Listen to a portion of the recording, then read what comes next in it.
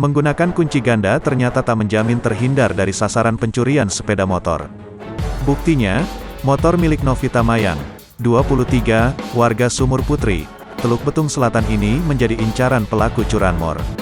Hal itu dialami korban saat sedang berada di tempat kerja, salah satu toko pakaian di Jalan Sudirman, Enggal, Bandar Lampung, Sabtu, tanggal 4 Desember tahun 2021.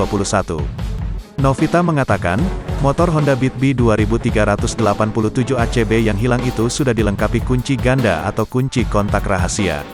Menurutnya, motor warna biru putih tersebut tidak akan menyala jika tidak diaktifkan terlebih dahulu kunci rahasianya. Motor saya parkir depan toko, dalam keadaan terkunci stang sama pakai kunci ganda juga, kata Novita, Rabu, tanggal 8 Desember tahun 2021. Terus saya cek rekaman CCTV, dari situ kelihatan ada 2 orang pelakunya, kata Novita. Setelah memastikan motornya hilang diambil pencuri, Novita lantas menghubungi kedua orang tuanya. Bersama dengan orang tua, Novita membuat laporan ke aparat kepolisian setempat.